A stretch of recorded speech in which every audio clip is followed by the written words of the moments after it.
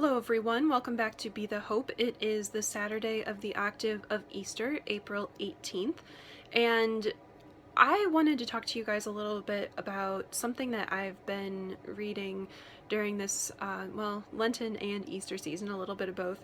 It's called Consoling the Heart of Jesus. You may have heard of it before.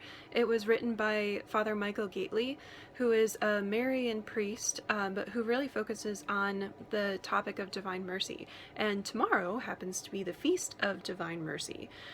The reason why I bring this up today, though, is because the section that I'm currently reading is very similar to the main focus of today's readings.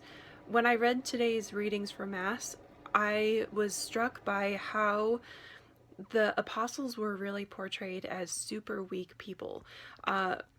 It's really amazing. In the gospel, we hear that they constantly were being given the witness of Jesus Christ rising from the dead, and it over and over says, and they still did not believe, and they still did not believe, and they still did not believe. But then at the end, yes, Jesus rebukes them for not believing, but he doesn't abandon them. He doesn't just keep focusing on that. He commissions them, co-missions them. If you think about that word, co-mission, to be on a mission with, he brings them on to his mission at the end of that gospel instead of focusing on their weakness. Yes, he challenges them to do better, but he doesn't focus on that.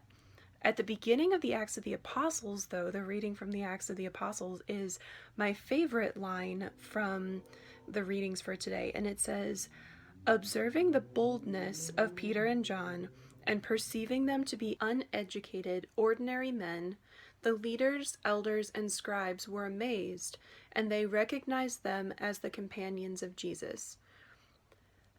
Now, we could look at this and say, okay, they had probably seen them before, they knew that they had seen them with Jesus. But when I read this, I wonder if they recognize them as the apostles of Jesus because they perceive them as uneducated, ordinary men, yet very bold.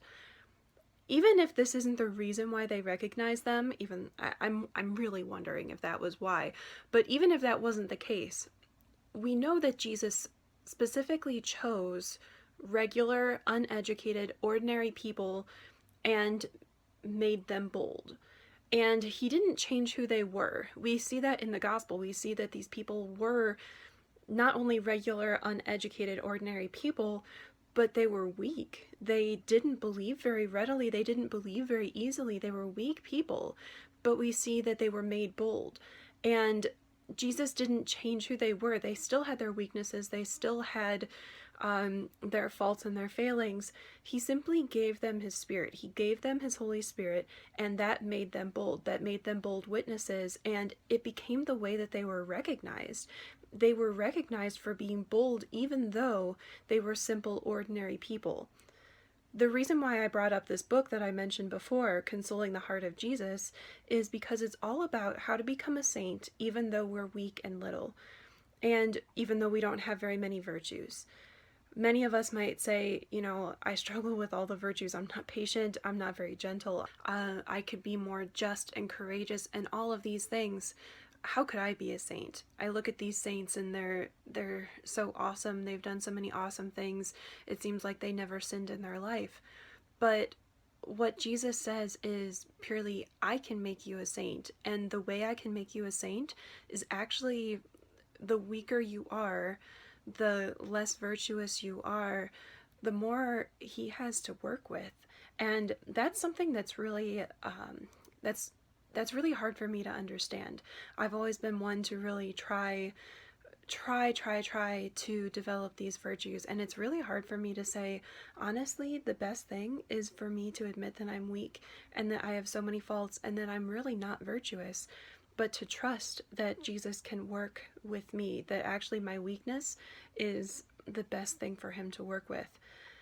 That's a challenge for us today, to recognize that we, like the apostles, are not very strong, are not very virtuous, are very weak, ordinary human beings, and that all of the work has to be done by Jesus and by the Holy Spirit. Not that we don't have to try, because this book that I'm reading, it does say the best way to do this is to try over and over again, but to constantly be admitting that we are weak, that we will fail most likely, especially without God's help. We could never do it on our own, and that we need his help. That is what makes a saint, that we try over and over again, but we don't try by our own will. We try with his help, with his grace, and knowing that we can never ever do this on our own, that all of this beautiful work that is done in our souls is done by him. And that's such a beautiful thing. That's what tomorrow's Feast of Divine Mercy is all about, that it is his mercy and his mercy alone that can really transform us into saints, that can console his heart. That is what tomorrow is about. So my challenge for you, and again my challenge for myself today, is to trust in the Lord more and more, that he will take this weak soul of ours and make it into something beautiful, make it into something bold, that will be able to do that work of mission along with him. We are commissioned along with the disciples. The Lord sees our weakness, he sees our faults, but he doesn't dwell on them. He commissions us, asks us to be in mission with him, and he wants more than anything to transform us by his Holy Spirit and to make us into bold witnesses like we were created to be. So know that I am praying for you, that is one of the fruits of this Easter for you, and enjoy this last day, one of the last days of the octave, tomorrow being the octave day, and the wonderful Feast of Divine Mercy. So please continue to celebrate the risen Christ, and know that I am celebrating and praying with you.